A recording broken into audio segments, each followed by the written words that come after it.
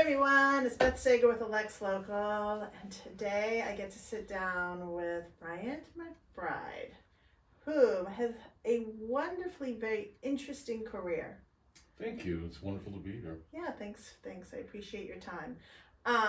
So do you want to start at the beginning or the end? My career, you mean? Yeah. Oh wow, that's. All right. Well, let's do this. Let's start with what you're doing now. I know it is a lot, right? A lot, right? Let's start what you're doing now. Sure. I own and run a company called Burst. We are we're a technology company who also have the ability to tell stories, and we do that at scale. We really talk a lot and focus a lot on untold and undertold stories that have traditionally just been left out. And so we do that. We have technology that reaches 180 markets every day in the United States and shares those stories. And we also make long form features like Willie, a feature that we did that lives on Peacock, and another one called Beyond Their Years that has been on Nessun and in a lot of different places, which we're really proud of. And so we use the technology, we use our storytelling ability to drive revenue so that we can do more and so that we can create generational impact. That's really what we focus on. So what is your role? I'm the CEO and founder, Okay. and I have a wonderful team that is just completely dedicated to our why, if you will, our purpose, which is really what drives us every day. So who finds the stories? The stories, actually, the technology that we've invented, it's called Burst, and what we just hated what social media was doing to the world. We saw this about 8-9 years ago, and we said, is it a good idea to put all of our information into 4 companies? No, it's not. It turned out to be not, and we saw that. We saw surveillance capitalism, and that's really what it is. And mining everything that we do every day on the devices that are important to our lives. And we thought there was a better way. So what we did, especially for our friends in the media world, local stations and national broadcasters, we said to them, you should own your content, which sounds kind of crazy. How about you own your content, own your customers and the ability to make money from them, and own your data? And they went, wow, you're right. Stop getting paid in likes and shares and false currencies. Get paid in revenue and engagement with your own customers. So we built a platform where we built a tool where you, on your smartphone, you could take a video and we can get it onto television in under a minute. That's what we have. It's really powerful for news, weather, sports, local events, but it's also powerful to collect stories of marginalized people that have just never been shared. So that's the technology, and a lot of that is, we use a lot of artificial intelligence. We'll get 40,000 videos in a snowstorm. We will find, seriously, they come. Really? Oh yeah, Channel 7 will say, hey, we want to make you part of Storm Chaser 7. That's us behind the scenes working all of that and utilizing all of that. And so we'll get 40,000 videos. A lot of them aren't great. So we've built models that look at edges, shapes, colors, scene transitions, shape, audio quality, 6,000 objects to bring back the 5 that matter instantly. It's a video search engine that we've built for curation. And then we've used something called APIs to have our newfangled software talk to old legacy broadcast systems to get the videos into the trucks, into the studios instantly. That's what we've built. That's what we have. Oh, that's pretty cool. Pretty crazy. Yeah. So the untold stories, where do those come from? They come from viewers. Oh, they do. And so we've gotten to be pretty good at prompts that get people to send things in, right? Okay. People want to be on TV. It's the weirdest. I don't. Look at us. I want to be on TV every day. No, never. Well, a face for radio here, but so we've gotten really good at prompts, and we understand what works in what region of the country and in what states. Fishing derbies are very big in Florida, right? Cake decorating is huge in Rhode Island. Really? Oh yeah. That's interesting. We learned all kinds of crazy stuff. But the one that really resonated, to your question, help us fill the holes in the American story. And people went, they're talking to me, and we've just gotten tens of thousands of videos that just make you amazed of ordinary people doing extraordinary things. One of my favorites is the story of a 95-year-old woman whose granddaughter submitted a video of her recently rural Georgia county, black woman who was a midwife. And this 25-year-old woman told the story of her and her 4 friends who delivered over 25,000 babies over 70 years. Wow. Those are the stories that people aren't talking about.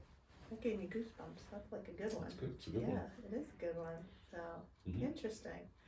So, what made you start this company? Like, I'm a crazy serial entrepreneur. Yeah. I just love to build things. okay. And I want to build things that are important, that have purpose, that have generational impact, are going to leave a legacy. And I again, you try to solve problems, right? Anything that you build, we've looked at 9,000 opportunities over 24 years since I've been, on my own. And I was at the National Hockey League. I was vice president of business development there. Okay. First black executive there, right place, right time, and saw incredible things there.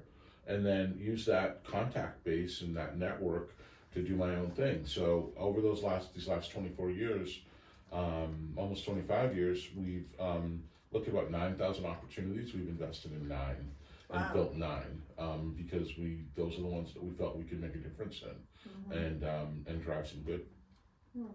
Isn't like Warren Buffett say it's what you say no to? It's not what you say yes to, right? Yeah, it really is. It really is. Where you spend your time and your effort and your resources and where you think you can make a difference. Nice. So do you have a new long video coming out that we should know about? We have a few of them. They're still somewhat under wraps, but one that we're talking about is we really want to showcase the stories of the Tuskegee Airmen post World War II. Okay. They've done incredible things in aviation and aerospace and politics and social justice. They've changed every corner of the country, and a lot of those stories just are not known. That's interesting. So. In finding the stories that will fill that narrative, we're going to use our technology to ask the country, were you related? Your grandfather, your uncle, your cousin? Tell us your stories. Some of them will make it into long-form movies. Okay. And series. When you get a long-form movie series, then do you get to go like on site or used? Yeah. I'm a producer. Okay. Yeah, I kind of imagine the story and think it through and what elements are needed to make it special. You want people to really feel. I do, at least in the things that we make. We want people to feel, what's on the screen and for it to potentially and hopefully prompt change, right? In the way they view the world, take their world from here to here, right? And especially as it pertains to traditionally marginalized people, be it women or minorities, just where the stories just are not amplified in the way they should be. Cool. Very interesting. Very interesting. We're trying. We're working hard at it, at least. That's awesome. For sure. So you still love hockey? Oh, love it. I mean, it's. What do you think of the Bruins? Like this year? I think it's an incredible accomplishment what they've done. They were so good last year. They didn't get they didn't go as far as they needed to, so it wasn't gauged a successful year. By the standards. Standard is winning the trophy every year, and they didn't get there. But to come back this year and have such turnover of important players, and to be in first place yet again and leading the league, it's pretty amazing. It speaks to the job that Cam Neely and Don Sweeney and Jim Montgomery have done and Brad Marchand, their captain. They've just created a great culture that perpetuates itself. Okay, maybe we'll get the Stanley Cup this year. And maybe they'll win the Stanley Cup. Maybe. That would be fun to watch. Yes. Deep into May and June. Yes. Absolutely. Yes, it would be on at my house. Yeah, and likewise. So we've talked about the Bruins, but what about local hockey? Oh, local hockey is heaven, frankly. Just there's a bunch of us that have picked up the mantle that Hank Mann's really put in place, and we miss him dearly, and just the fact that he was the chosen as the volunteer of the year in the United States for youth hockey the year that he passed is testament to what he built. So it's really incumbent upon us to preserve that and to grow it. It's taken 8 of us to replace him. Wow. I believe it. But we're trying. He was always the first one at the rink, right? Oh, absolutely. Yeah. And so Saturday mornings we are all there working with 5 to 10-year-olds in Lexington, Bedford youth hockey. It truly is. I once overheard someone say when they were touring the rink, and it was someone who was thinking about Lexington, and they said this program is one of the crown jewels of the city, and I was like, wow, that's pretty cool. So yeah, I agree. we're doing our best to keep it that way. Cool. Oh, yeah. Good for you for volunteering. It takes a lot. So It's fun. It's a lot of fun. good. Well, thanks again. Really appreciate your time. Thank you. Appreciate it.